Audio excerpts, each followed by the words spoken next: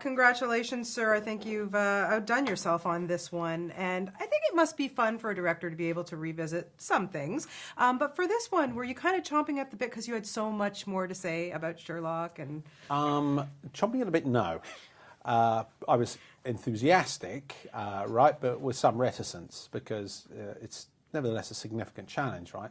I like the last one, and we threw quite a lot of toys at the last one, and so there's quite a few boxes you need to tick on the next one, right? And I like toys, and since we introduced a certain amount of technical toyery on the first one, and I think to a degree that's what the audience are expecting on the next one.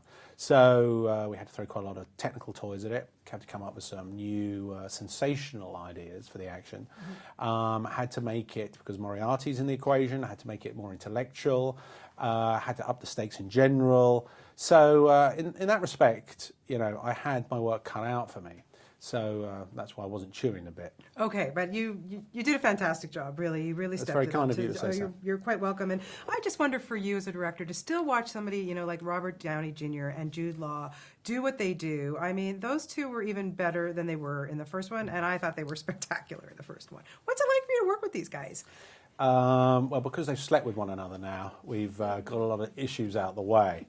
No, their relationship is obviously fundamental, and it is the spine and arguably the skeleton of the entire narrative, right? So you care a great deal about those two, and they've sorted it out between themselves.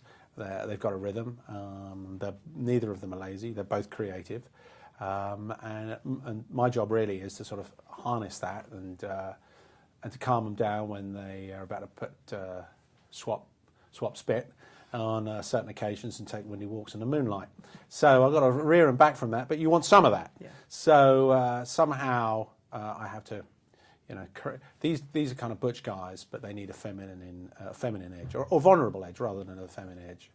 Yeah. Let's talk about some of the new characters in the film, because the casting, wow, brilliant. I want to start with Jared Harris as Moriarty, because here you're dealing with a literary figure who, even though he was only in 2 books, people are like, wow, Moriarty. Why Jared Harris? I just thought he did such a great job. Jared, because he didn't come with a great deal of baggage, right? So there was an advantage to that, and plus he's a very good actor, and he's also very smart. So he just seemed like I can't remember even how. I saw Mad Men. I thought he was very good at Mad Men, and he just sort of popped up on the radar, and I was mad for him from the off. Yeah, and okay, Noomi Rapace, like, wow. I mean, we have seen her. I was saying to her, I think she underestimates how many North American audiences know her because of her role in the Dragon Tattoo series, because she's brilliant. What did you see in her to think, wow, she was going to be great in this film? That. Well, explain it, because I just gave you the whole answer, and we need you to say it. I was enjoying you answering your own question. No, Noomi felt fresh, and she felt driven, and she's passionate and ambitious in all the right ways. So, she's a kind of tour de force in her own right. And as soon as I met her, I felt pretty confident that she'd be the right man for the job. Yeah, and she can kick some butt. Yeah, she's tight. I mean, she wants to slit people's throats more than she wants to kick people's butts. And underneath those gypsy skirts, there were sort of layers and layers of blades, which I don't know where she got them from. But every time, I was having a discussion with the actors about something to do with action, she says, "Well, maybe I should slit his throat. Maybe I should slit his throat." And if I didn't keep a close eye on her, she was slitting people's throats at any given opportunity. Good thing you got on well with her then. Well. Yeah, she would have been in trouble without a director. I agree. Everyone would have died on it. Wouldn't have been good. Wouldn't have been good.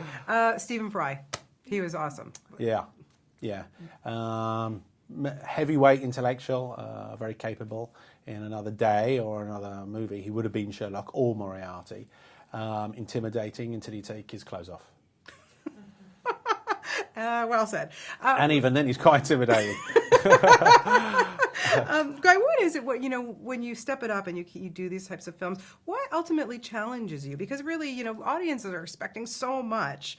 Do you have to think about that? And how... Yeah, you do. I can't spend too much time thinking about that. Otherwise, I'll be too intimidated to go to work. So it's a question of, by the way, I like the job, I like the challenge, I like the fact that there are other people that are good at this job, and then you realise you can't get lazy, and filmmaking changes, and the style of directing changes, the palette of the audience changes. So it's an ongoing, it's a job that shifts. They're moving sands in this job, moving creative sands. And my job is really to try and either keep up with those or create new waves in sand waves. I'm getting the metaphors of waves and sand. I don't know how I got there, but you know what I mean. I totally know what you mean. You know, I've not missed one of your films. You really are truly one of my favorite filmmakers. And I want to ask you, what was the movie? You said that at the beginning. I would have. But you should have remembered from the last few times I've spoken to you, my friend. But no, seriously, I just wanted to know, what was the movie that you saw, or something that struck you that made you want to be the filmmaker that you are today? I've got a rather cliched answer. It's a boring answer, but I've been saying it for years, and I can't help it. It's pertinent to this because I was probably 8 or 6 or something like that when I saw Butch Cassidy in a Sundance Girl with my mum, and I remember my mum thinking my mum liked it, and I was thinking, well, how can she like it? Because I like it. And it was this kind of quasi-Western bromance, tough but witty, didn't take itself too seriously, but wasn't smug in the slightest. The guy's like, the greatest conspiracy of actors that I can remember. And I found that very influential. No small part. That's influenced the way these two old queens behaved toward one another. Absolutely. So what are you going to give us next? There's been so much chatter about a rock and roll sequel. Are we going to see that? I'd love to do a rock and roll sequel. I just want to make lots of money. So we have to find out who's going to pay me the most, and then we'll work from there. That sounds good. That sounds good. And you've That's not strictly true. I understand. But you also have a production company that you formed with Lionel Wigram, who, of course, you've worked on Sherlock's. What are we going to see from that? Yeah, I mean, Lionel and I are of a similar age, I speak for the youth in us. Lionel and I are very keen to work. We've made enough movies to feel as though we're a period in our career that we're clear about what it is that we want. And we have... we're kind of driven at this stage. We work together on a couple of movies now, and we've got a few more in the pipeline. Exactly which one manifests first, I'm not sure, but I'm excited by it. I like having a partner. I like having a partner that we are looking in the same direction. We're very keen about what it is we're very sure about what it is that we want to do at present. Of course, that may change, but no, I feel a great deal of enthusiasm about that, and it's good to have a partner in this game, I think. Absolutely. Well, keep up the great work. You've done such a good one, and I hope we see a number 3. You really left us with... Tell you what, let me say something about Joel, because Joel, I haven't said anything about Joel, and it'd be nice to say something about Joel. And this is something to do with Warner Brothers? Go ahead. Yes, okay. yes, go ahead. Yeah, so please. It's great to have partners. Joel Silver's been a fantastic producer on this one. He has done nothing other than... bring the team together and focus the team.